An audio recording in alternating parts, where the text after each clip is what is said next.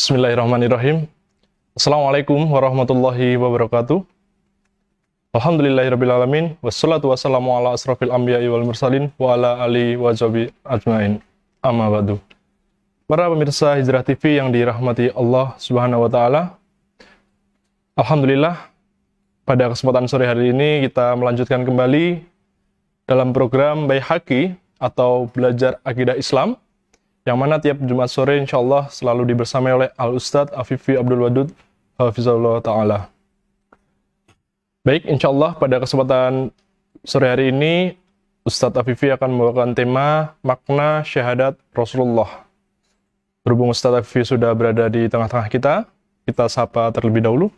Assalamualaikum Ustadz. Waalaikumsalam. Bagaimana kabarnya Ustadz? Alhamdulillah sehat. Semoga Ustadz selalu diberi kesehatan. Amin.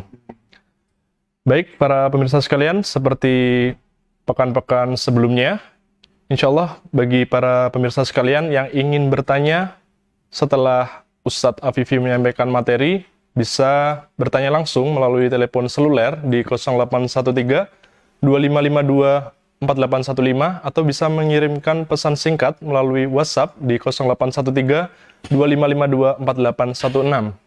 Kami ulangi, bagi para pemirsa sekalian yang nanti setelah mendengarkan atau menyimak kajian dari Ustadz Afifi, bisa bertanya langsung ke Ustadz Afifi di telepon seluler 0813 2552 4815 atau bisa mengirimkan melalui pesan singkat di 0813 2552 4816. Berhubung Ustadz Afifi sudah berada di sini, kepada Al-Ustadz Afifi, tafadhol masykurah. Bismillahirrahmanirrahim. Assalamualaikum warahmatullahi wabarakatuh.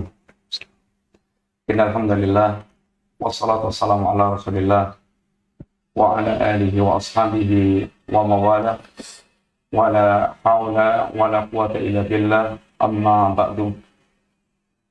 Alhamdulillah, para bapak dan para ibu, para pemirsa Hijrah TV, kaum muslimin rahimani wa rahimakumullah. Insyaallah kita melanjutkan program kita, yaitu Baihaqi Belajar Akidah Islam. Kali ini insyaallah kita akan menyampaikan pembahasan yang berkaitan dengan makna Muhammad atau syahadat Muhammad Rasulullah.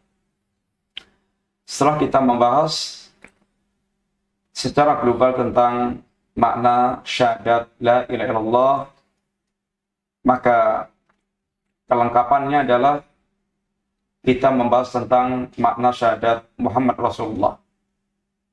Dua syahadat ini la ilaha illallah Muhammad Rasulullah, dua syahadat yang tidak bisa dipisahkan. Orang akan menjadi kafir seandainya dia mengingkari syahadat Muhammad Rasulullah. Sehingga seandainya orang Yahudi berla ilaha illallah, orang Nasrani berla ilaha illallah, kemudian mereka telah mengimani Nabiullah Musa dan Isa, akan tapi mereka mengingkari Rasulullah SAW, tidak mau bersyahadat Muhammad Rasulullah, maka mereka kafir. Yang Nabi pernah bersabda,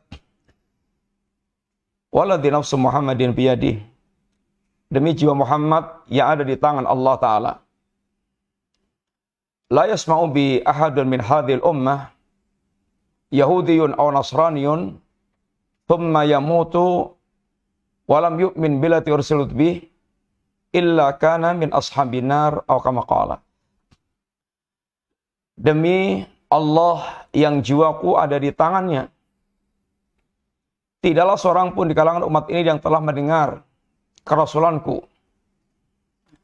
lalu sampai baik itu Yahudi atau Nasrani, lalu sampai matinya dia tidak beriman kepada risalah yang aku bawa, pasti dia akan menjadi penghuni neraka. Para pemirsa Hijrah TV rahimani wa rahimakumullah, kaum muslimin, maka memahami syahadat Muhammad Rasulullah ini adalah kebutuhan setiap kita. agar kita pula jangan salah bersikap terhadap Rasulullah Sallallahu Alaihi Wasallam. Telah kita sampaikan bahwa dua syahadat ini adalah satu paket. Enggak bisa dipisah-pisahkan. Sehingga rukun Islam yang pertama adalah syahadatain, yaitu la ilaha illallah Muhammad Rasulullah. Secara singkat, bahwa pada syahadat Muhammad Rasulullah ini ada dua rukun. Yang lengkapnya adalah syahadat Muhammadan abduhu wa rasuluh. Wa anna Muhammadan abduhu wa rasuluh. Dan sungguhnya Muhammad adalah hamba Allah dan Rasulnya Allah. Dua rukun pada syahadat Muhammadan wa anna Muhammadan abduhu wa rasuluh. Rukun yang pertama, bahwa Muhammad itu abduhu, yaitu hamba Allah. Abdun la yu'bad, hamba yang tidak boleh disembah. Setinggi apapun kedudukan Rasulullah SAW, maka tidak boleh beliau disembah. Karena beliau adalah makhluk yang diciptakan Allah, hamba yang bahkan wajib beribadah kepada Allah Subhanahu wa taala. Tidak boleh disembah secara hakiki, apalagi diyakini pemilik rububiyah, maupun disembah sekedar sebagai perantara, sebagaimana orang musyrik yang menjadikan para sembahan mereka sebagai perantara untuk mendekatkan diri kepada Allah Subhanahu wa taala. Maka semuanya adalah penyekutuan terhadap Allah Subhanahu wa taala. Karena di kalangan umat ini ada pula yang mereka telah melakukan penyembahan kepada Rasulullah SAW atau memiliki keyakinan-keyakinan yang keliru tentang Nabi. Seperti keyakinan-keyakinan yang hulu tentang Nabi SAW, sehingga kalimat Muhammad dan Abdu itu menepis sikap hulu. Jangan sampai kita bersikap hulu kepada Nabi, bersikap berlebihan kepada Nabi, sehingga diangkat ke derajat yang tidak semestinya. Diangkat ke derajat yang hanya derajatnya Allah Subhanahu wa taala. Diyakini memiliki ini sifat-sifat rububiyah. Dianggap mengetahui perkara yang gaib. Dianggap bisa mendatangkan manfaat-manfaat tertentu kepada manusia, yang itu merupakan haknya Allah Subhanahu wa taala semata. Dan telah banyak syair atau sholawat yang isinya adalah ghuluh, yang isinya adalah telah berlebihan kepada Nabi Sallallahu Alaihi Wasallam, yang Nabi sendiri tidak mau diperlakukan secara berlebihan oleh umatnya. Ketika Rasulullah SAW datang dan para sahabat berdiri, kata Nabi, ijlisu, duduklah kalian. Duduklah kalian. La tutruni kama atrati Nasara Isa bin Maryam.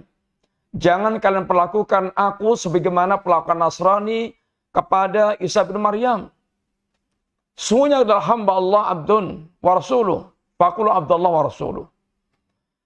Ketika para sahabat mengucapkan kalimat-kalimat pujian pada Nabi, Nabi dikatakan afdaluna dan seterusnya. Dan itu kalimat-kalimat yang gak salah sesungguhnya, tapi Nabi tepis, Nabi tutup. Qulu biqaulikum. Silahkan kalian mengucapkan kalimat-kalimat semua kalian, tetapi jangan sampai syaitan menyeret kalian, menyesatkan kalian. Ini rukun yang pertama. Ini tidak boleh kita bersikap ghulu kepada Rasulullah sallallahu alaihi wasallam. Ini kandungan Muhammadan abduhu.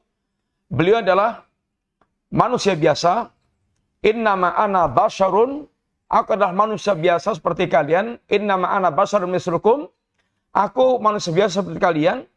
Sehingga semua perasaan-perasaan manusiawi ada pada Rasulullah sallallahu alaihi wasallam.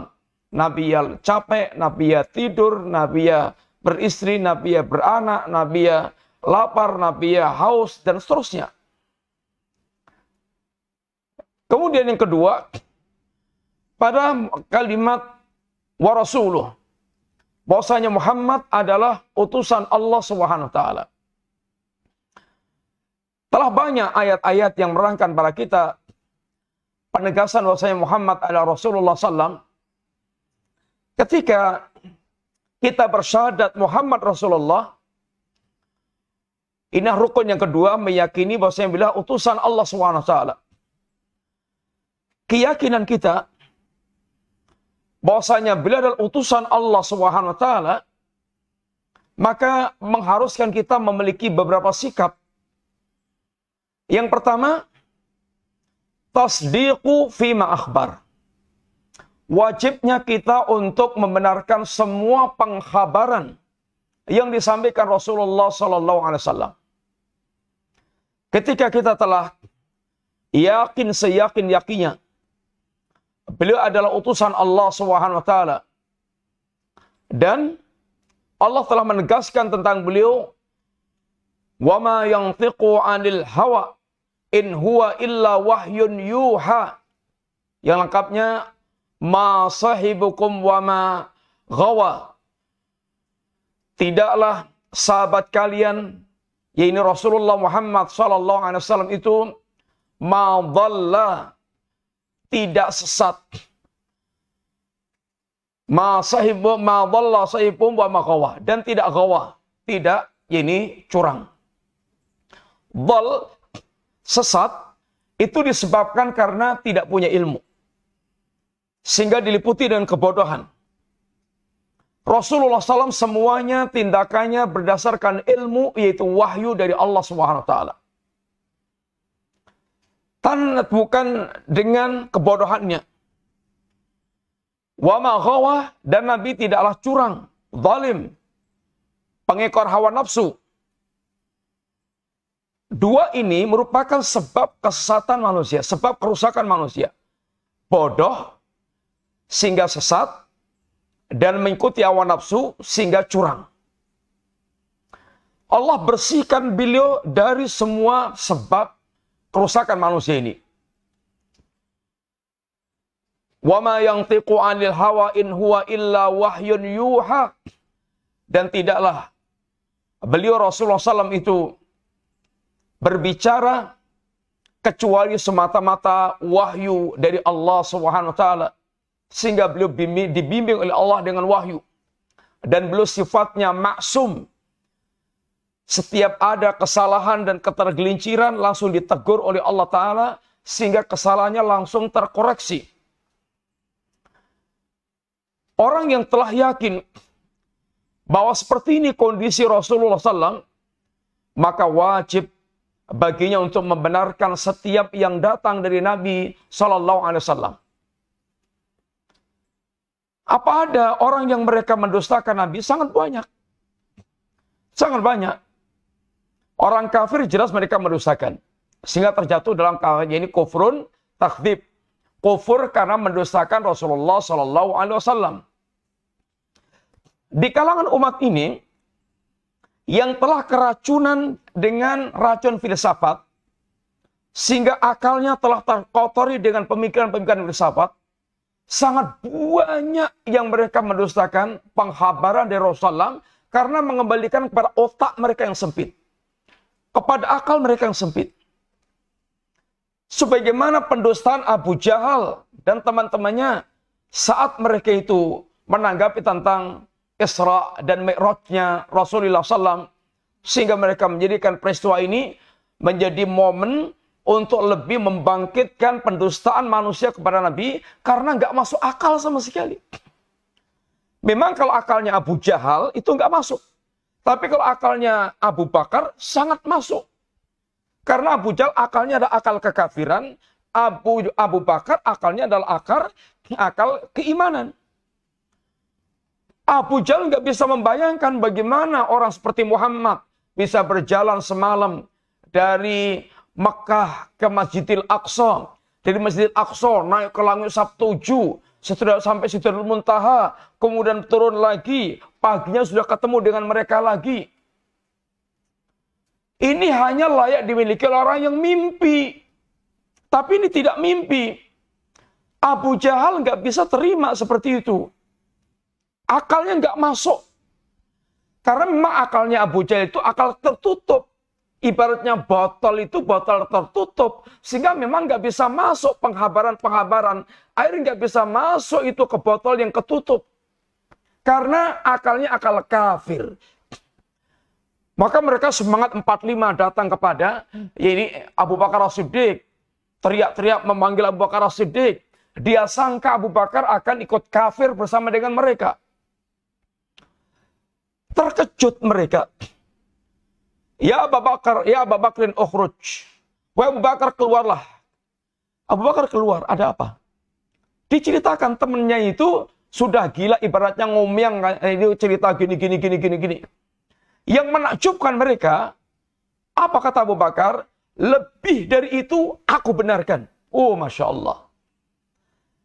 Bagaimana tidak membenarkan peristiwa Isra dan Mi'raj Nabi, sedangkan wahyu tiap hari turun kepada Nabi?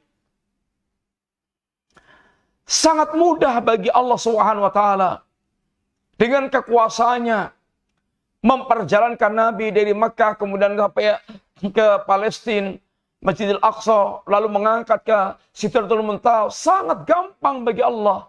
Inna fi dzalika 'ala Allah yasir. Itu sebagai Allah sangat gampang sekali. Akalnya Abu Bakar sangat masuk. Maka Abu Bakar itu tasdiq, membenarkan. Nggak pernah mendustakan apa yang disampaikan Nabi SAW. Di zaman kita ini, ternyata banyak orang mereka ketularan akalnya Abu Jahal. Padahal sudah bersyahadat la ilaha illallah Muhammad Rasulullah. Sehingga mereka dustakan, ini apa yang datang dari Nabi SAW. Karena memang salah guru. Bergurunya bukan orang seperti Abu Bakar dan yang semisalnya. Bergurunya kepada Abu Jahal dan semisalnya. Bagaimana muslimin berguru kepada orang kafir, orientalis, belajar tentang Islam. Maka akhirnya mereka banyak mendustakan hal-hal yang sudah qat'i, yang sudah sangat mendasar tentang Islam ini. Ini musibah besar, ini musibah agama. Sehingga banyak yang mereka dustakan dari perkara-perkara yang telah sangat mendasar, sangat prinsip dalam agama ini. Ibarat kata orang aksiomatik, sesuatu yang sudah sangat betul-betul paten. Ini adalah fenomena yang ada. Sehingga dengan akal mereka mendustakan segala macam. Mendustakan azab kubur, mendustakan, bahkan mendustakan apa yang jelas-jelas Allah kabarkan tentang dirinya. Mendustakan yaitu sifat-sifat Allah SWT. Mendustakan tentang peristiwa akhirat. Mendustakan tentang penghabaran-penghabaran masa depan. Yang Nabi memang tidak tahu yang gaib, tapi Nabi bicara itu dengan wahyu Allah SWT. Sampai pernah ada seorang yang diulamakan, yaitu menanggapi hadis Nabi tentang lalat. Kalau lalat itu nyemplung di minuman kamu, maka tekan celup ke bawah, lalu lalatnya dibuang, minumannya bisa Anda minum. Si orang ini kayak bilang, saya lebih percaya kepada dokter kafir. Saya lebih percaya kepada dokter kafir. Ternyata kedokteran membuktikan bahwasanya sayap lalat ini, sayap yang satunya ada penawarnya. Nabi, sikapnya itu semuanya dibimbing dengan wahyu. Maka dengan akalnya yang sempit, jangan sok mendustakan apa yang telah jelas sahih dari Nabi SAW. Akal kita ini ada batasannya. Akal kita ini ada batasannya. Sebagaimana semua anggota badan kita ini ada batasnya. Batas kemampuannya. Mata kita ini ada batas jarak pandangnya. Telinga kita ini ada batas jarak pendengarannya. Kekuatan kita ini ada batasnya. Sehebat apapun. Sehebat apapun. Ada batasnya. Termasuk akal kita ini ada batasnya. Sehingga orang yang mereka membiarkan terbebani dengan beban yang di luar batas kemampuannya. Komputer itu, Masya Allah, luar biasa. Luar biasa. Kerjanya luar biasa. Tapi kalau komputer itu dibebani di luar bebannya, ya sudah, hang komputernya ini. Manusia pun demikian. Semua yang dibebani di luar batas bebannya itu, dia akan ini berada dalam bahaya. Maka kalau kita sudah beriman, hati kita beriman terhadap Allah Subhanahu wa taala, maka wajib bagi kita membenarkan semua yang diberitakan oleh Nabi Sallallahu Alaihi Wasallam. Ini satu. Yang kedua, kewajiban kita ini adalah yaitu mentaati semua yang diperintahkan Nabi. Mentaati semua yang diperintahkan Nabi.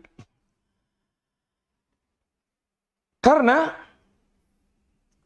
ketaatan kita kepada Nabi ini adalah bentuk ketaatan kita kepada Allah Subhanahu wa taala. Enggak bisa dipisahkan antara ketaatan kita kepada Allah dengan ketaatan kita kepada Nabi sallallahu alaihi wasallam. Allah yang memerintahkan kepada kita secara mutlak mentaati Allah dan Rasul-Nya. Ya ayyuhalladzina amanu atiiullaha wa atiiur rasula. Wahai orang yang beriman, taatlah kepada Allah dan taatlah kepada Rasul. Wa ulil amir minkum. Ketika Allah memerintahkan taat kepada Allah dan Rasulnya pakai kalimat ati'u, itu artinya ketaatannya mutlak. Ketaatan yang tidak bisa ditawar-tawar. Ketaatan yang tidak bisa ditawar-tawar. Kata orang, sekali lagi, kita ini ternyata kalah dengan keimanan kita kepada tukang cukur atau kepada montir. Kita ini kalau sudah beriman, artinya percaya bahwa dia itu adalah tukang ahli pakar cukur, tukang cukur yang pakar, yang ahli. Intinya kita taunya itu masuk ke tukang cukur, tinggal ini, kemudian kepala kita serahkan, akan dipermak dengan baik. Mobil kita masukkan ke bengkel, ditangani montir, keluar baik. Kita udah yakin. Tapi kepada Rasul Sallallahu Alaihi Wasallam yang kita sudah beriman kalau itu utusan Allah, ternyata masih banyak ngeyel, membantah. Tidak, ketaatannya sangat minim. Ketaatan kepada Allah dan Rasulnya itu mutlak. Kemudian, barang siapa yang dia mentaati Rasul, maka dia telah mentaati Allah Ta'ala. Wa ma yuti rasula faqad ata Allah. Barang siapa yang dia taat kepada Rasul, maka dia telah mentaati Allah Subhanahu wa taala. Dengan kata lain, barang siapa yang dia tidak mentaati Rasul, artinya dia tidak mentaati Allah Subhanahu wa taala. Kemudian, kalau Anda ingin menjadi orang yang mendapatkan hidayah, syaratnya itu taat kepada Rasul. Wa ma yuti rasul kata Nabi, wa miyati rasulah, barang siapa mentaati Rasul sallam, wa in tuti'uhu tahtadu. Wa in tuti'uhu tahtadu. Jika seandainya kalian mentaati Rasul, kamu itu akan berada di atas hidayah. Sehingga hidayah itu bersama dengan mentaati Rasulullah sallallahu alaihi wasallam. Maka di sini ketaatan para sahabat kepada Nabi itu luar biasa. Ketaatan ketika Nabi menyampaikan peristiwa, menyampaikan tentang tahrimul khamr, haramnya khamr, yang sering dijadikan contoh. Nabi cukup mengutus satu orang untuk keliling kepada penduduk Madinah, menyampaikan kepada mereka, ala innal khamra qad hurimat. Ketahuilah khamar telah diharamkan Allah. Keliling ke penduduk Madinah, maka tidak ada satupun orang yang mendengarkan pengumuman utusan Nabi ini kecuali mereka yaitu mentaati apa yang disampaikan oleh utusan Nabi tersebut, membuang itu semua khamar-khamar tanpa berpikir berapa kerugian materialnya. Sampai digambarkan ganggang Madinah banjir dengan khamar. Yang lebih gambaran lagi, Nabi pernah sholat bersama dengan para sahabat. Sahabat jadi makmumnya. Tahu-tahu Nabi melepas sandalnya. Seluruh para sahabat langsung melepas sandal mereka semuanya itu. Tanpa berpikir kenapa Nabi melepas sandalnya itu. Setelah selesai sholat, maka ditanya Nabi, kenapa kalian lepas sandal kalian? Karena kami lihat engkau melepas sandal ya Nabi. Adapun saya melepas sandal karena Jibril ngasih tahu saya bahwasanya ada najis pada sandal saya. Maka saya lepas. Tapi asalnya ketaatan itu seperti itu. Dalam beragama itu seperti itu. Kalau Anda amati itu orang-orang yang sudah punya idola idola artis atau idola pemain sepak bola. Itu mau cukurannya modelnya itu model geraji atau model landak itu langsung diikuti tanpa berpikir itu kenapa, alasannya apa harus begitu. Idolanya begitu. Itu tuntutan asalnya begitu, tuntutan orang mereka mencintai dan orang mereka menjadikan sebuah keyakinan hati seperti itu. Ini ketaatan kepada Nabi. Kewajiban kita ketika kita bersyahadat Muhammad Rasul itu adalah mencintai atau yaitu mentaati Rasulullah SAW, ketaatan yang mutlak. Ketaatan yang mutlak. Tidak bisa dibedakan antara ketaatan kepada Allah dan ketaatan kepada Rasulnya SAW. Ada orang yang mereka ingin membedakan antara Quran dan Sunnah. Antara Quran dan Sunnah. Padahal Quran ini nggak bisa jalan, kita nggak bisa melaksanakan agama kecuali dengan sunnah Nabi. Karena Nabi itu datang, kata Allah, litubayyina linas, untuk menjelaskan kepada manusia tentang Quran yang Allah turunkan. Sehingga fungsi sunnah terhadap Quran itu satu, yaitu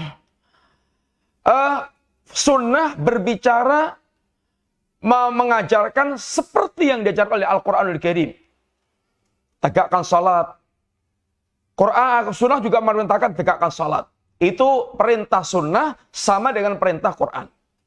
Yang kedua, sunnah itu menjelaskan rincian apa yang global dalam Al-Quranul Karim.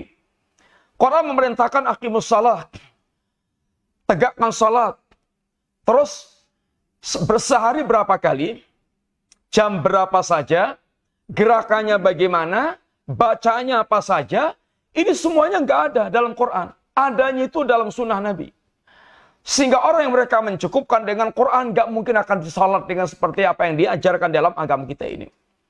Karena perintah Qurannya nggak ada seperti yang dirincinya dalam hadits Rasulullah SAW. Demikian pula wudhu. Wudhu tidak akan dia bisa laksanakan seperti rinci dalam sunnah Nabi. Zakat, demikian pula zakat. Zakatnya itu apa saja yang dizakati, kadarnya seberapa, itu semuanya penjelasannya dalam sunnah Nabi SAW. Haji, rincian hajinya ada pada sunnah Nabi SAW. Sehingga ketaatan kepada Nabi ini mutlak. Kedudukan sunnah ini satu, yaitu memerintahkan seperti perintah Al-Quran. Kedua, menjelaskan seperti penjelasan ini, menjelaskan satu yang global dalam Al-Quran sehingga dirinci. Yang ketiga diantaranya, yaitu mendatangkan hukum baru. Mendatangkan hukum baru. Apa yang tidak disebutkan dalam Quran, disebutkan oleh Nabi, yang kedudukannya sama dengan kedudukan dalam Al-Quran, artinya wajibnya kita mengambil hukum tersebut. Yang Allah sendiri yang menegaskan, wa ma'atakum rasulu fakhuduhu, wa manahakum anhu fantahu. Apapun yang didatangkan Nabi, ambil. Yang dilarang Nabi, maka tahan. Maka tinggalkan. Pernah Ibnu Mas'ud diprotes oleh seorang perempuan. Katanya kamu melaknat, yaitu Allah melaknat orang yang melakukan tato. Iya. Iya. Saya baca Quran dari awal sampai akhir, nggak ada laknat Allah tentang orang yang bertato itu. Ada, kata Ibnu Mas'ud. Katanya saya sudah baca Quran dari cover awal sampai cover terakhir. Nggak ada. Ada. Ada nggak ayatnya dalam Quran? Wa ma'atakumur rasulu fakhudu wa manahakum anhu fantahu. Ada. Yaitu. Apa yang Nabi datangkan wajib kita ambil. Apa yang Nabi larang wajib kita tinggalkan.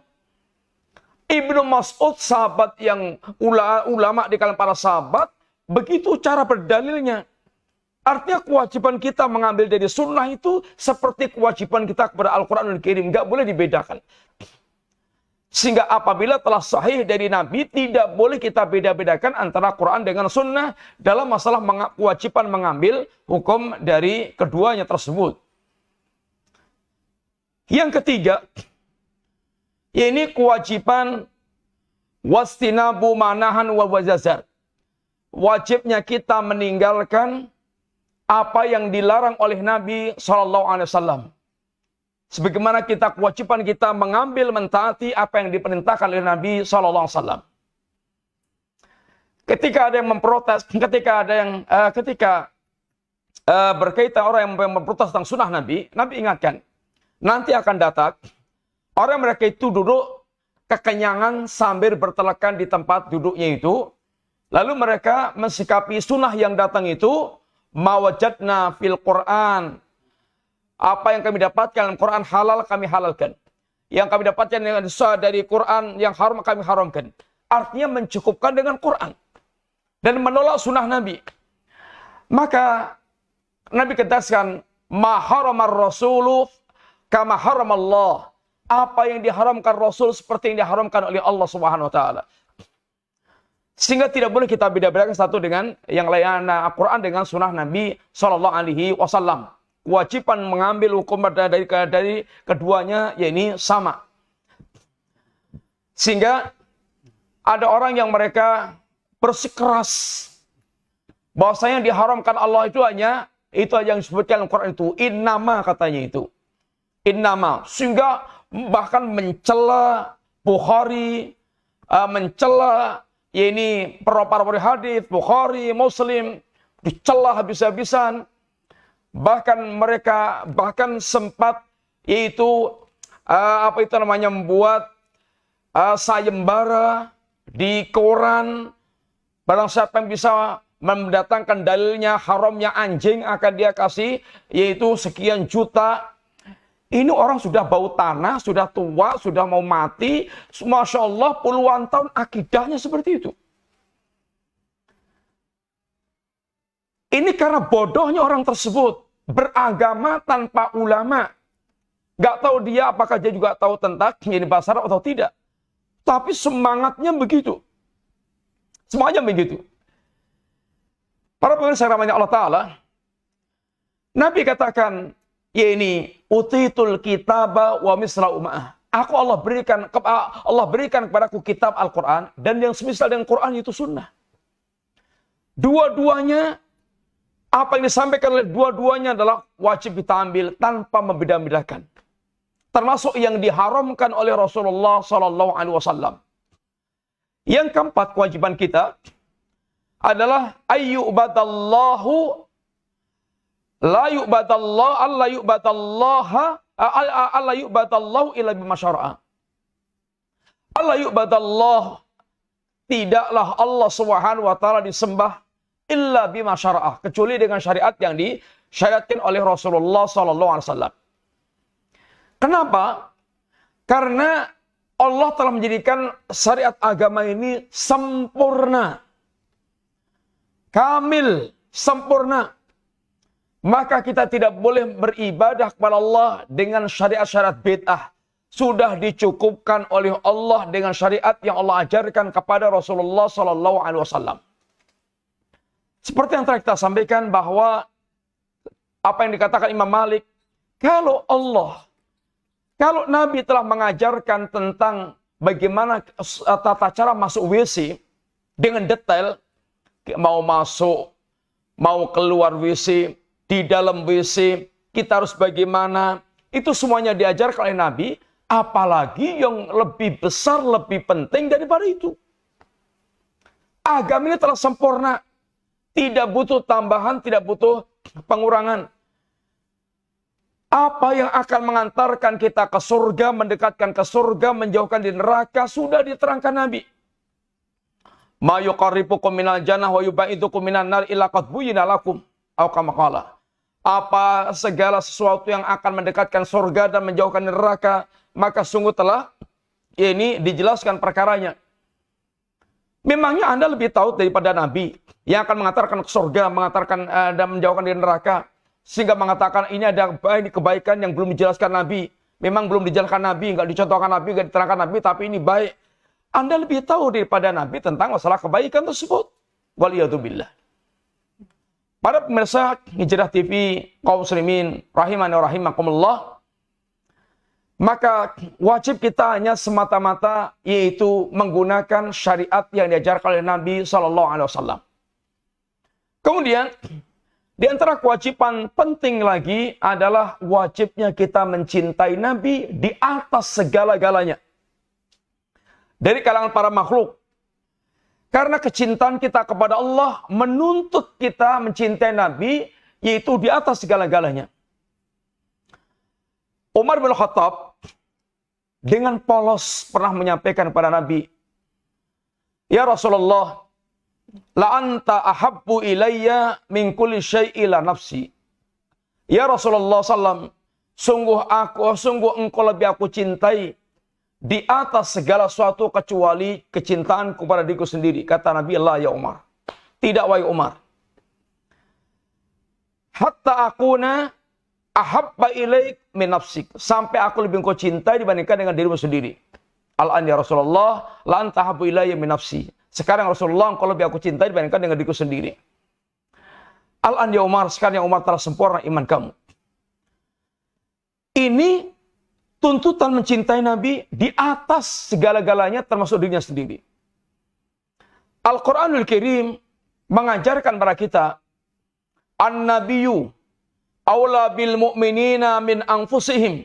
Nabi itu harus lebih diutamakan dibandingkan dengan diri-diri kaum mukminin sendiri. Kecintaan kepada sesuatu itu kembalinya kepada dua hal. Satu, jadi alasan mencintai sesuatu itu kembalinya kepada dua hal. Satu, kesempurnaan yang kita cintai. Dalam hal ini, sesuatu semakin sempurna, semakin kita mencintai sesuatu tersebut. Peralatan umpamanya, sebuah peralatan, itu kalau semakin canggih, semakin multifungsi dan semakin canggih, semakin handal, semakin segala macamnya itu, semakin kita sukai. Praktis, multifungsi, barangnya sangat, yaitu simple, segala macamnya itu, itu lebih akan sangat kita cintai. Nabi tidak ada yang lebih sempurna dibandingkan dengan Rasulullah Sallallahu Alaihi Wasallam. Tidak ada yang lebih sempurna dibandingkan dengan Rasulullah Sallallahu Alaihi Wasallam. Allah yang memuji langsung Nabi dari atas langit. Wa innaka la'ala khuluqin azim. Sungguhnya engkau Muhammad memiliki akhlak yang sangat agung. Dan Nabi, orang yang betul-betul di antara kemuliaannya adalah sangat mencintai umat ini. Orang yang sangat mencintai umat ini. Laqad ja'akum rasulun min anfusikum azizun 'alaikum ma'anitum. Harisun bil mu'minin raufur rahim. Waqad ja'akum rasulun min anfusikum. Sungguh telah datang kepada kalian seorang rasul dari kalangan diri kalian sendiri, di kalangan manusia, bicara dengan bahasa kalian sehingga difahami semuanya. Perasaannya juga sangat difahami. Azizun alaihi ma'anitum. Semua yang membuat kalian berat itu terasa berat oleh Nabi. Sehingga Nabi ingin senantiasa memilihkan sesuatu yang paling ringan bagi umatnya. Nabi tidak ingin memberat-beratkan umatnya. Sehingga diantaranya Nabi katakan, laula an asyukka ala umati. Seandainya tidak memberatkan umatku, sungguh akan aku perintahkan umatku setiap mau sholat itu bersiwak. Siwak ini untuk kebersihan mulut dan ini bagus. Tapi ini kalau diwajibkan memberatkan umatnya. Maka Nabi tidak wajibkan. Ini adalah termasuk di antara kasih sayang Nabi kepada umat ini. Sangat berat bagi Nabi apa yang memberatkan umatnya itu. Nabi ingin bagaimana masuk jannah itu semudah-mudahnya bagi umatnya ini. Sehingga gampang mentaati Rasulullah SAW. Man ata'ani dakhala al-jannah wa man asani faqad aba. Karena orang yang mereka mentaati Nabi masuk surga, yang mendurhakai Nabi maka telah enggan untuk masuk surga. Harisun alaikum. Nabi itu orang yang sangat besar keinginannya agar umat ini, manusia itu mendapatkan hidayah. Maka antum perhatikan dakwah Nabi. Ibaratnya Nabi itu menjual tiket ke surga. Ditawar-tawarkan kepada manusia, ditawar-tawarkan. Didatangi itu ada orang per orang, rumah ke rumah, gerombolan, rombongan per rombongan didatangi Nabi. Sampai Nabi tidak pedulikan apa yang menimpa Nabi. Apa yang menyusahkan Nabi. Peristiwa bagaimana Nabi berdakwah di kalangan bangsa Arab. Ini orang-orang Quraisy. Caci makian, perlakuan kasar, kemudian segala macamnya. Kita udah paham semuanya insyaAllah. Nabi digelari majnun, gila, kadzab, tukang dusta, kemudian sahir, tukang sihir. Semua gelar yang tidak pernah Nabi miliki pada dirinya. Itu udah Nabi dengarkan semuanya itu. Dan Nabi bersabar. Nabi dicekik. Nabi diludahi mukanya. Nabi ditindih dengan kotoran unta, kotoran hewan ketika sujud. Nabi dipukul kepalanya. Itu sudah semua dialami Nabi. Nabi bersabar dengan semuanya itu. Nabi diumpat-umpat dengan segala umpatan.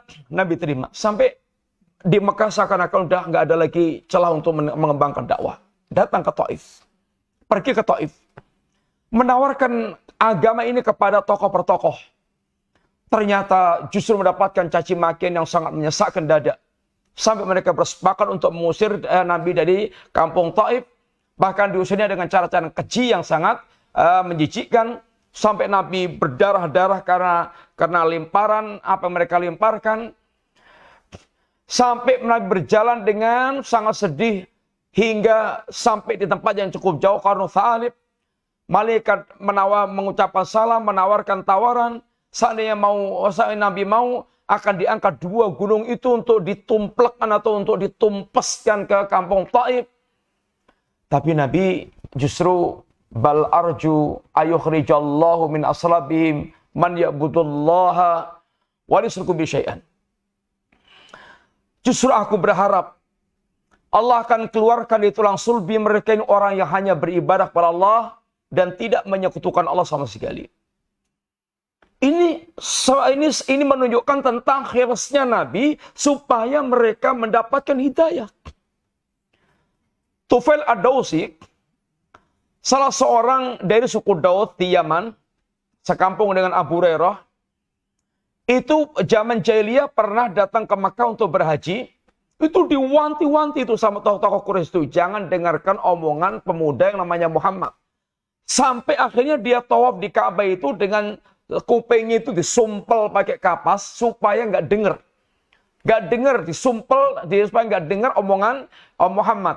Tapi biqadarillah, bitaufikillah, seriwing-seriwing ketika dia itu tawaf itu seriwing-seriwing itu apa? Seriwing-seriwing, muter-muter. Seriwing-seriwing itu sayup-sayup masuk ke telinga Nabi. Sayup-sayup masuk ke telinga Nabi. Ketika ini Tufail ini tadi bacaan Quran Nabi, sangat membuat Tufail ad-Dawsi takjub. Sampai akhirnya dia berpikir ulang tentang pesannya orang-orang Quraisy. Akhirnya dia temui Nabi sampai dia justru masuk Islam, kemudian dia akhirnya pulang berdakwah kepada kaumnya. Dia tawarkan Islam kepada kaumnya, ternyata kaumnya sedikit yang menyambut satu dua, ini hanya beberapa gelintir orang. Jengkel. Ini Tufail ad-Dawsi ini. Balik datang pada Nabi, minta Nabi mendoakan kehancuran bagi suku Daud. Nabi berdoa kepada Allah, justru apa yang dia ucapkan, Allahumma hdi Dausan. Ya Allah berikan hidayah kepada suku Daud. Dia suruh pulang lagi, Tufail suruh pulang lagi, dakwah dengan lebih baik lagi. Kemudian Nabi ketika sudah hijrah ke Madinah, Tufail dengan rombongan orang-orang Yaman, 80-an keluarga yang sudah masuk Islam. 80-an rombongan yang mereka masuk Islam. Bagaimana dulu kalau Nabi mendoakan ini kehancuran bagi mereka? Ini kecintaan Nabi kepada umatnya. Ini satu, Nabi ini orang yang sempurna kepribadiannya dan sangat mencintai umatnya. sangat mencintai umatnya. Setiap salat, tahu nggak, Nabi mendoakan untuk umatnya. Nabi pernah bertanya kepada Aisyah pernah minta doa kepada Nabi, ya Rasulullah. Aisyah lihat Nabi sedang lapang dada, sedang ibaratnya udah sedang lapang sedang enak-enaknya begitu. Aisyah minta, ya Rasulullah doakan aku. Kata Nabi, Allahumma ighfir lil Aisyah ma taqaddama min dambiha wa ma ta'akhkhar. Ya Allah, ampunkan Aisyah dosa yang lalu dan yang akan datang. Kemudian, ya ini tambah doa lagi. Aisyah luar biasa senangnya kepada Nabi. Wahai Aisyah, kamu senang dengan doa yang aku sampaikan itu?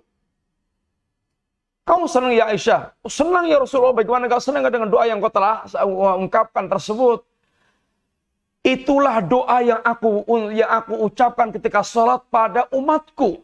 Nabi setiap sholat mendoakan untuk umatnya dengan doa seperti itu diantaranya.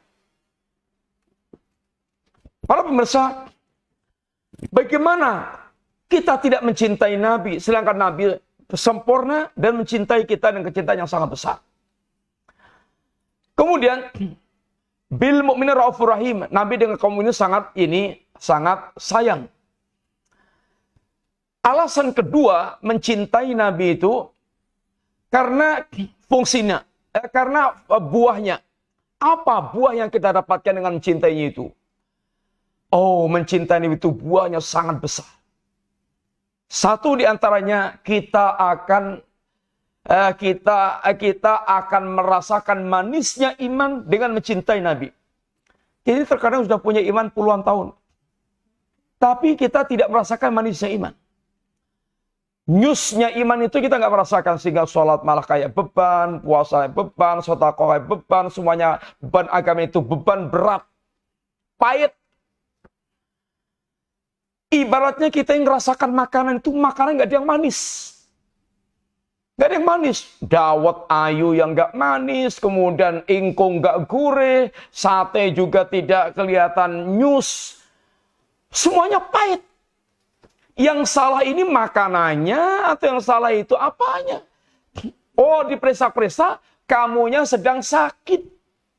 Sedang sakit. Sehingga mau makan berat, semuanya jadi pahit. Kamu yang sakit. Apa ternyata orang yang sedang sehat ini, yang manis-manis, gurih-gurih, kemudian yang enak itu enak semuanya. Lep, itu karena sedang sehat. Iman kita seperti itu. Kalau iman kita ini sehat, oh, sholat manis, baca Quran manis, taat itu kemanisan. Kemudian maksiat itu keperihan, pedih. Ini ternyata apa yang dirasakan orang saat ini tidak dirasakan oleh kita. Orang yang sakit ini, pahit semuanya makanan itu. Demikian pula orang yang imannya sakit. Semua ketaatan itu menjadi pahit, berat. Orang kalau masih sehat, ini sarafnya dicubit, apalagi disilet, apalagi dibacok, itu perih, pedih. Tapi ada orang, ini tangannya diamputasi, digorok, itu nggak kerasa sama sekali. Apa? Sebab sarafnya udah mati.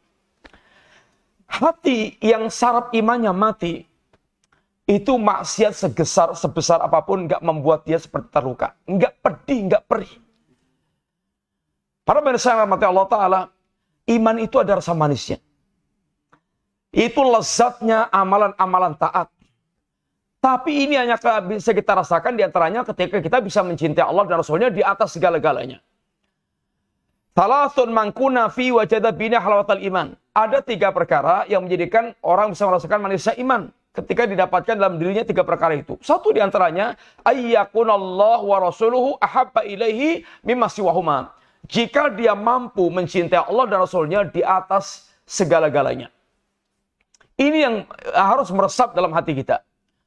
Kemudian, yang kedua, di antara buah mencintai Nabi itu akan membuat kita bisa bersanding dengan Nabi di akhirat kelak, di jannah. Bersanding dengan Nabi itu mahal. Sangat mahal. Robi'ah pernah ditawari Nabi, ya Robi'ah, Dia suka melayani Nabi untuk mengambilkan air wudhu. Ya Rabbi ya, salni, mintalah kamu kepadaku. Kalau kita yang suruh minta, mungkin minta, oh ini rumah yang gede, kemudian minta Fortuner, atau minta tabungan untuk masa depan, 7 turunan. Apa yang diminta oleh Rabi'ah? Di satu riwayat, ya Rasulullah, aku minta kepada engkau al-jannah, surga. Setelah mikir-mikir, kalau itu dunia akan lenyap. Surga yang akan kekal. Maka Rabi'ah minta ini jannah.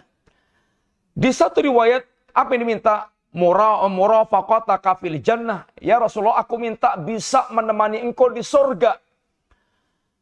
Atau yang lain, wahai Rabi'ah. Enggak, ya Rasul, itu aja. Ini adalah permintaan cerdas. Bersanding Nabi, surga itu harganya mahal. Melebihi dunia dan seisinya. Maka ketika Anas bin Malik mendengar seorang Arab Badui yang pernah bertanya kepada Nabi, ya Rasulullah, mata sa'ah.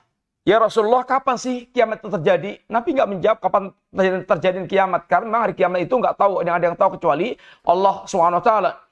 Tapi Nabi memberikan jawaban yang sangat bermanfaat bagi orang tersebut.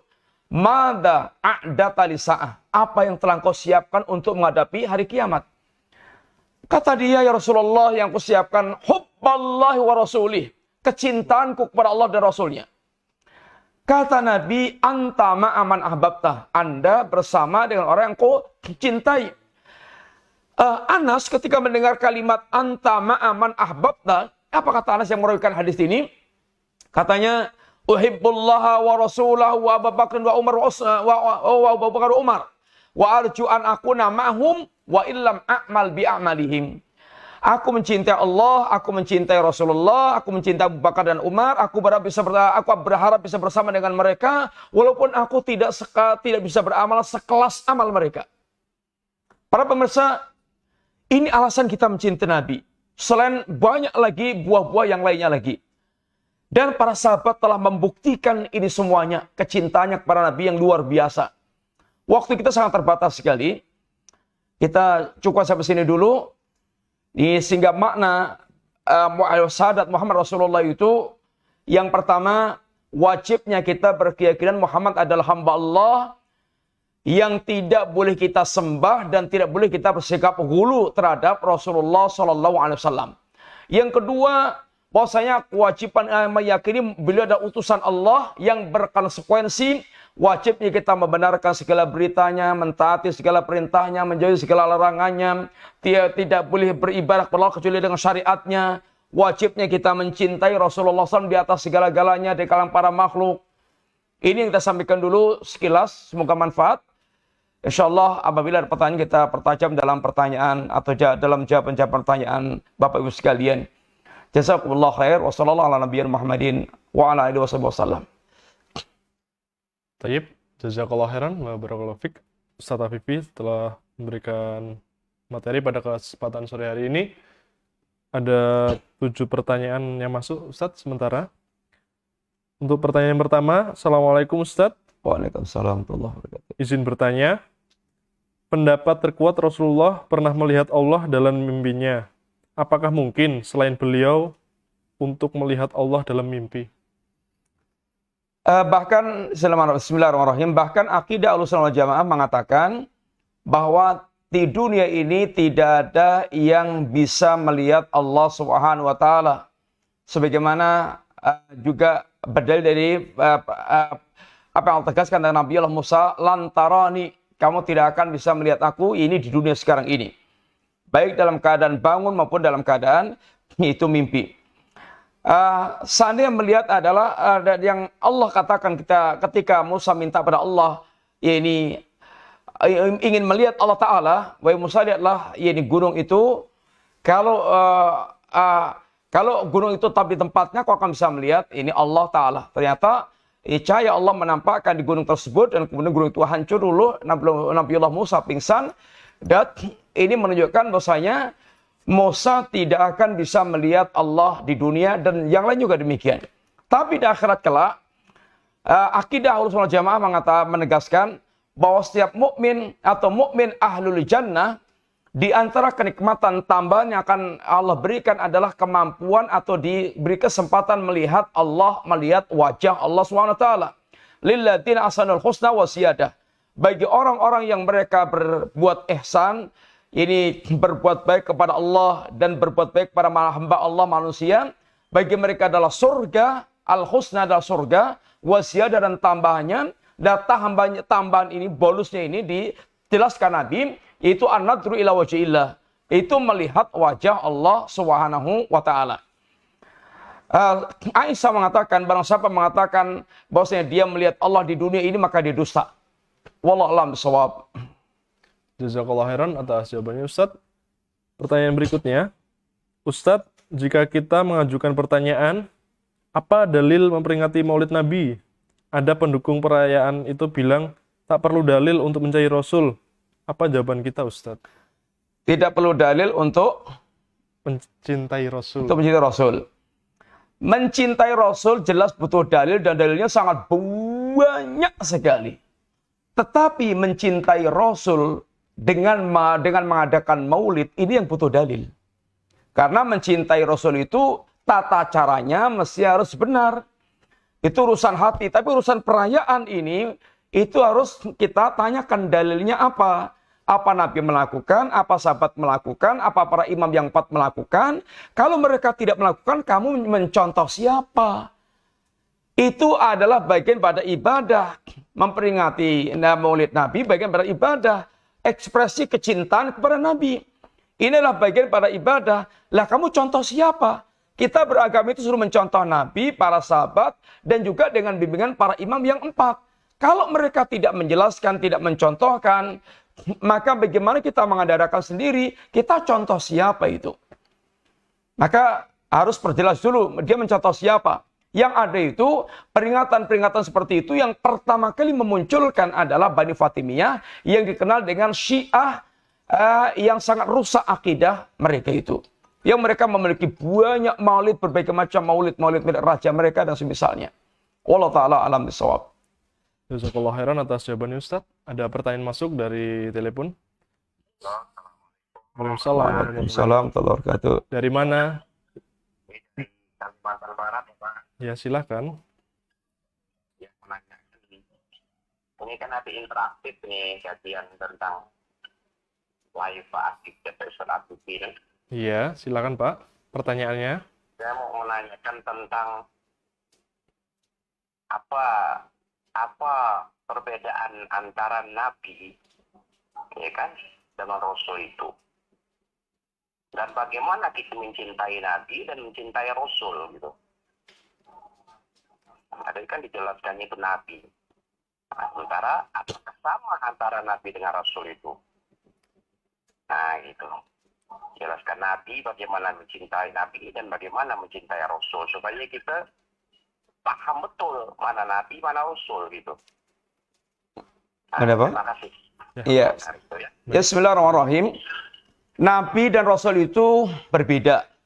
Setiap Rasul itu Nabi, setiap Nabi, tidak setiap Nabi itu Rasul. Sehingga derajat Rasul itu lebih tinggi daripada derajat kenabian. Dan para ulama memberikan definisi tentang Nabi dan Rasul. Di antaranya yang nampak paling sahih, bahwasanya kalau Nabi itu tidak mesti dihadapkan kepada kaum yang kafir. Tetap punya kewajiban menyampaikan syariat, tetapi tidak dihadapkan pada orang yang pada kaum yang kafir. Adapun Rasul, mereka mendapatkan syariat wahyu dari Allah SWT, kemudian dihadapkan kepada kaum yang yakni kafir. Sehingga kedudukan Nabi itu semisal seperti para ulama di zaman kita ini. Tetapi tentu Nabi adalah lebih tinggi daripada yakni para ulama. Kadang-kadang Nabi ini adalah menggunakan syariat Rasul yang sebelumnya. Dengan wahyu Allah SWT. Intinya antara Nabi dengan Rasul berbeda. Rasul lebih tinggi daripada Nabi. Dan kita wajib mencintai semuanya ini, Nabi dan Rasul. Hanya secara keimanan, secara penjelasan, Rasul lebih tinggi daripada Nabi. Sebagaimana juga Rasul bertingkat-tingkat. Sehingga kondisi manusia ini semuanya memiliki tingkatan. Manusia kalau diurut-urutkan itu, lingkaran terbesar adalah muslimin, orang-orang muslim. Kemudian tingkatan kualitas agama berikutnya adalah orang mukmin. Kemudian di antara orang-orang yang beriman ini ada manusia yang lebih tinggi lagi, yaitu para nabi. Kemudian di antara para nabi ini yang lebih tinggi lagi adalah para rasul. Di antara para rasul ini ada namanya ulul asmi. Ulul asmi ini lagi, yang 5 itu, ada lagi yang namanya, ini Khalilain, Khalil Rahman, Khalilain. 2 Khalilnya Allah, Ibrahim dan Rasulullah SAW. 2 Khalilain ini yang paling lebih utama lagi adalah Rasulullah SAW. Ini dari sisi keutamaan. Soal kewajiban kita mencintai, wajib kita mencintai semua Nabi dan Rasul.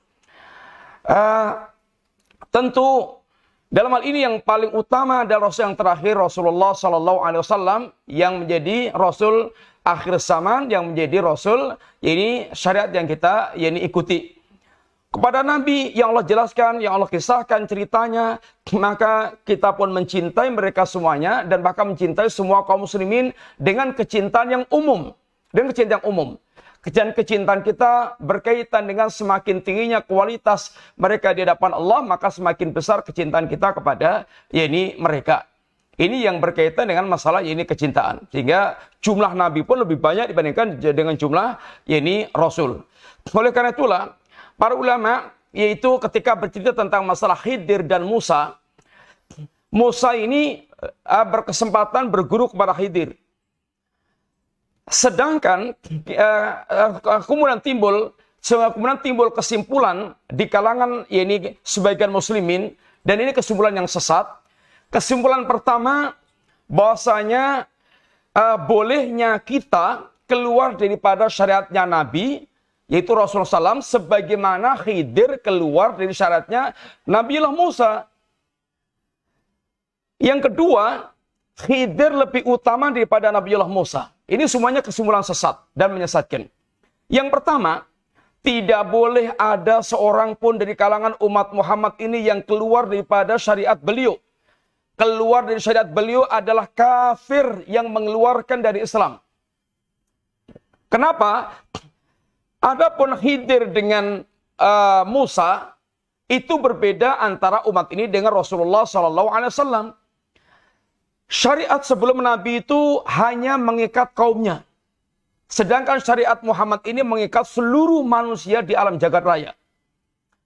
Sehingga syariat sebelum Nabi Muhammad SAW, jika mereka bukan kaumnya Nabi ini, nggak terikat dengan Nabi tersebut. Lah Khidir ini bukan kaumnya Nabiullah Musa alaihissalam. Sehingga kalau Khidir tidak bersyariat dengan Nabiullah Musa, memang Khidir bukan kaumnya Musa. Kemudian sejarah Musa berguru dengan Khidir bagaimana? Ini pelajaran besar dalam masalah ilmu sungguhnya. Pernah ketika Nabi Musa sedang berkhutbah, ada yang bertanya, "Ya Musa, hal hunaka man huwa a'lamu minka?" Wahai Musa, apakah ada orang yang lebih alim dibandingkanku ala wajil ardi di muka bumi ini? Kata Nabi Musa, enggak ada. Enggak ada. Lalu Allah katakan pada Musa, "Wahai Musa, aku punya hamba yang berada di suatu tempat," Allah tunjukkan, "yang dia aku ajarkan ilmu yang tidak aku ajarkan kepadamu."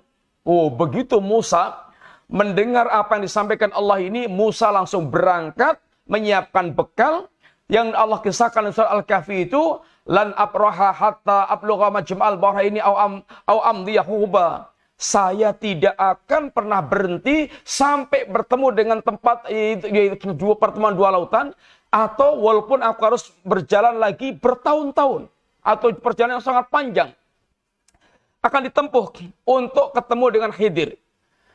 Perjalanan Musa ke Khidir itu adalah faedah yang paling besar adalah faedah rihlah talabil ilmi. Rihlah pergi dalam rangka untuk mencari ilmu, dalam mendapatkan ilmu. Tetapi tidak menunjukkan Khidir lebih utama daripada Musa. Kenapa? Ulama ikhtilaf. Khidir ini wali atau nabi? Ikhtilaf. Seandainya kita ambil Khidir itu nabi. Betapapun nabi itu derajatnya masih di bawah Rasul. Sedangkan Musa adalah Rasul, sehingga Khidir masih di bawah itu Nabiullah Musa alaihissalatu wassalam. Sekali lagi, bahwasanya Nabi secara yaitu tugas menyampaikan risalah, kaum yang dihadapinya berbeda dengan Rasul. Karena Rasul rata-rata kafir, rata-rata orang kafir yang menentang Rasul tersebut. Kalau Nabi terkadang menghadapi kaum muslimin atau kaum mukminin, kemudian menyampaikan syariat yang sudah disampaikan Nabi atau Rasul sebelumnya. Tapi dia tetap mendapatkan wahyu dari Allah Subhanahu wa taala. Dan kewajiban kita mencintai mereka adalah ada kecintaan yang umum, ada kecintaan yang khusus. Nabi-nabi yang Allah ceritakan dengan cerita-cerita khusus, maka kita mencintainya dengan cintaan yang lebih khusus lagi. Nabi yang telah Allah ceritakan, kita mencintai semua orang yang mereka menjadi hamba Allah yang beriman kepada Allah Subhanahu wa taala. Demikian wallahu taala alam bisawab. Jazakallahu khairan atas jawabannya Ustadz. Masih ada 8 pertanyaan. Apakah tradisi 4 bulan, 7 bulan ketika istri sedang hamil itu ada atau batil Ustadz? Sunahnya ketika istri sedang hamil ada nggak ya Ustadz yang harus dilakukan? Bismillahirrahmanirrahim. Kehamilan itu sudah ada sejak zaman Nabiullah Muhammad dan bahkan sebelumnya. Dari setelah Adam, itu anak-anak Adam semuanya itu mengalami kehamilan semuanya. Dalam syariat Rasulullah SAW, orang yang hamil ini tidak ada syariat khusus. Kecuali lebih banyak dia yaitu bayi ini menenangkan jiwanya, bagaimana mendidik bayi yang ada di dalam rahimnya, agar bayi nanti lahirnya dalam keadaan berkualitas. Tidak ada ritual-ritual khusus. Tidak ada ritual-ritual khusus. Setelah melahirkan ada namanya ini akikah, hari ke-7. Dia ngasih nama, kemudian menyembelih kambing. Kalau laki-laki 2, kalau perempuan 1. Rambutnya dicukur, kemudian ditimbang, dinilai dengan emas atau perak, lalu disedekahkan atau ditahnik dengan ini korma, langit-langitnya. Ini adalah ritual dalam ajaran agama kita. Adapun ini antara namanya 40 hari atau mitoni atau kemudian 7 hari atau segala macamnya, itu sama sekali tidak berasal dari Islam. Seorang muslim layaknya mencukupkan dengan Islam yang diajarkan Nabi, kan itulah yang terbaik dan tersempurna. Bagaimana kita muslim tapi pakai tradisi Hindu, tapi pakai tradisinya orang-orang musyrik? Maka carilah dulu, tadi sudah kita sampaikan, kita muslim ini tidak boleh beribadah kepada Allah kecuali dengan syariat yang diajarkan Rasulullah SAW. Karena syariat ini telah sempurna mencukupi untuk kita. Dan itu yang terbaik. Bagaimana kita mencari-cari syariat di luar Islam? Sedangkan Allah telah berikan kepada kita sajian syariat yang lengkap, yang sempurna, yang terbaik. Bagaimana kita tidak berbangga dengan Islam, malah berbangga dengan syariat selain Islam? Wallahu ta'ala alam bisawab.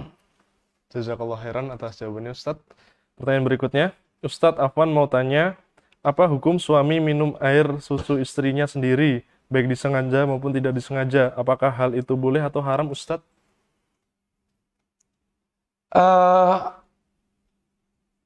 Wallahu ta'ala alam bisawab. Kalau dia masih bayi, boleh minum susunya perempuan, tapi menjadi anak susu. Kalau udah gede, wallahu ta'ala alam bisawab. Bagaimana kedudukannya? Jazakallah khairan atas jawabannya Ustadz. Pertanyaan berikutnya, Ustadz apakah benar sholawat nariyah itu isinya terdapat penyimpangan? Para ulama jelaskan di situ tentang sholawat nariyah. Itu yang letak kesalahannya itu pada kalimat yang dengan wajah Muhammad, itu Allah turunkan hujan, yang dengan wajah Muhammad, dengan wajah Muhammad, maka atau dengan karena Nabi Muhammad, maka ini Allah singkap berbagai macam kesulitan-kesulitan. Ini adalah kedudukan yang hanya boleh diberikan kepada Allah Ta'ala. Maka para ulama telah jelaskan, silakan buka dalam buku Al-Firqatun Najiyah, tulisan Syekh Muhammad Jamil Zainu.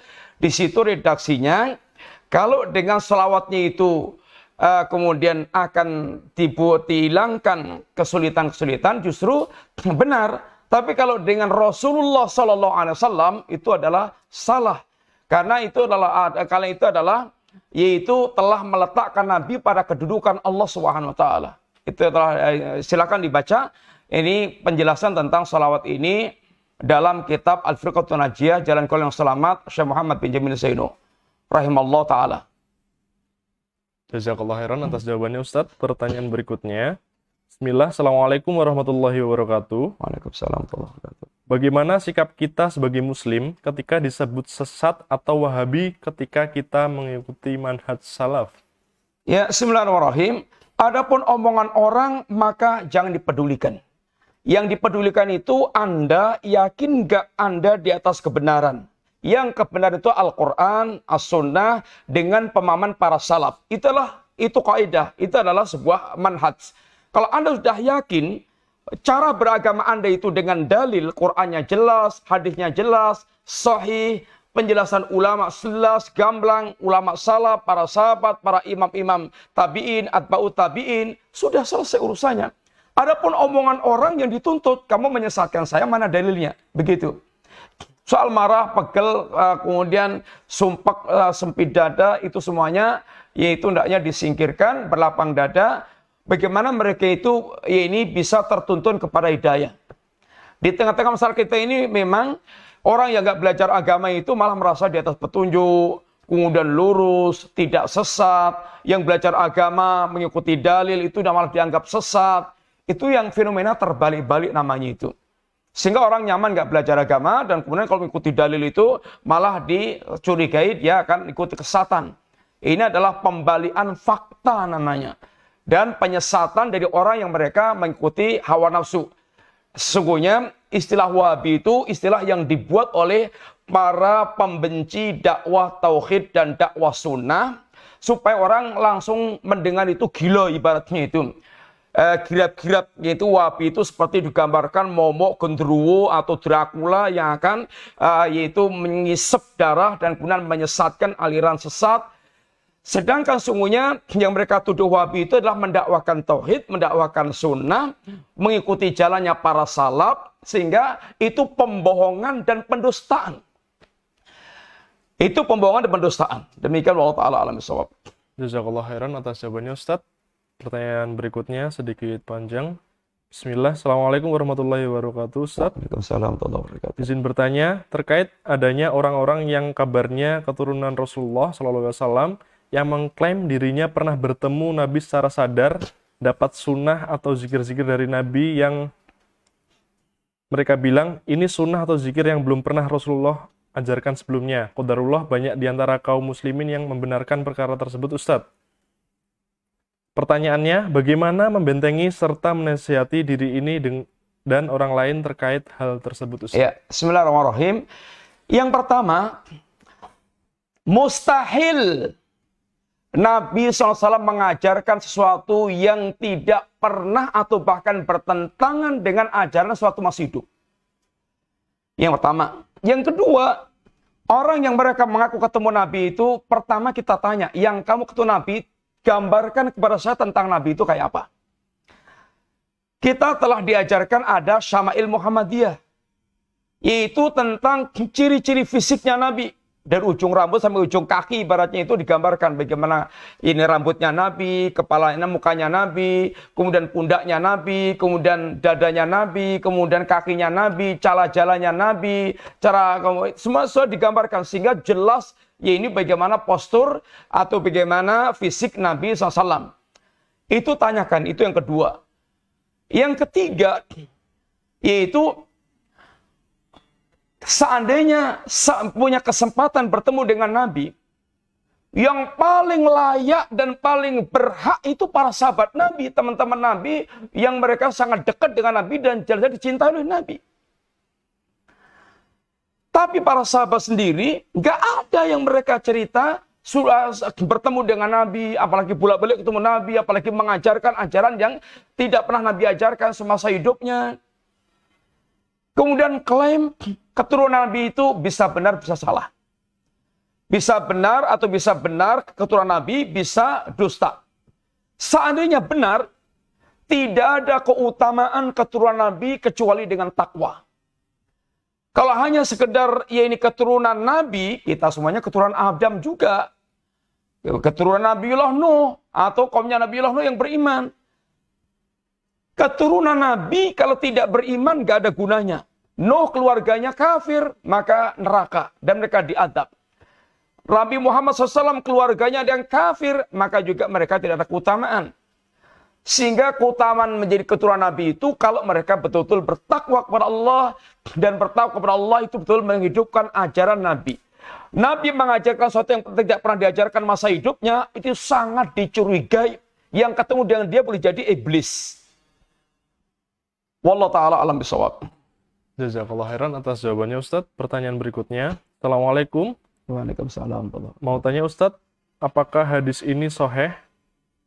Barang siapa sebelum berpaling dari sholat maghrib dan sholat subuh dan ia masih melipat kedua kakinya, lalu ia membaca sebanyak 10 kali La ilaha illallah wahdahu la syarikalah lahul mulku wa lahul hamdu yuhyi wa yumitu dan seterusnya. Dan bagaimana urutan membacanya setelah istighfar atau Allahumma antas salam wa minkas salam? Ya, bismillahirrahmanirrahim. Adapun hadis tadi wallahu taala alam bisawab. Adapun kalau zikirnya yang pertama istighfar, kemudian astagfirullah, astagfirullah, astagfirullah, astagfirullah. Kemudian Allah mantas salam, wa minkas salam, dan seterusnya itu. Kemudian baca ayat kursi, kulhu, falak, anas, lalu zikir 33 kali, takbir, tasbih, kemudian tahmid. Kemudian ditutup dengan la ilaha illallah wahdahu la syarikalah, lahul mulku wal hamdu wa ala kulli syai'in qadir. Itu diantaranya yakni zikir-zikir yang berkaitan dengan ba'da, yakni salat. Adapun tentang yang tadi wallahu a'lam bishawab. Jazakallah khairan atas jawabannya Ustadz. Pertanyaan terakhir. Assalamualaikum Ustadz. Waalaikumsalam. Boleh minta referensi buat di Jogja, siapa saja Ustadz selain Ustadz Afifi yang satu akidah? Banyak banget, daftarnya banyak banget. Antum buka Ustadz Jogja itu, Ustadz Jogja insya Allah ya banyak salaf itu. Antum cari videonya Ustadz salaf Jogja itu. Insya Allah ya banyak banget. Ya, sini ada Pondok Jamil Rahman, ada Ustadz Zainuddin, ada Ustadz Said, ada Ustadz ini yang lain-lainnya. Ada Ustadz Ahmad, ada di daerah utara di dekat kalangan mahasiswa, ada Ustadz Aminur Bait, ada juga Ustadz ya banyak banget di Jogja. Ya nanti aja kalau di Jogja kemudian mau ngaji di mana banyak tempat-tempat yang bisa didatangi untuk ini pengajian. Wallahu ta'ala bishawab. Jazakallah khairan atas jawabannya Ustadz. Baik para pemirsa Hijrah TV sekalian, tadi sudah disampaikan materi dan jawaban dari Al-Ustadz Afifi. Dan marilah kita akhiri pertemuan sore hari ini dengan membaca doa penutup majelis. Subhanaka Allahumma wa bihamdika asyhadu an la ilaha illa anta astaghfiruka wa atubu ilaik. Kurang lebihnya mohon maaf, dan bagi para pemirsa sekalian yang pertanyaannya belum terjawab pada kesempatan sore hari ini, insya Allah akan ditanyakan di pertemuan yang akan datang di hari dan waktu yang sama, di hari Jumat pukul 16 waktu Indonesia Barat. Kurang lebihnya mohon maaf. Wabillahi taufiq wal hidayah. Wassalamualaikum warahmatullahi wabarakatuh. Waalaikumsalam.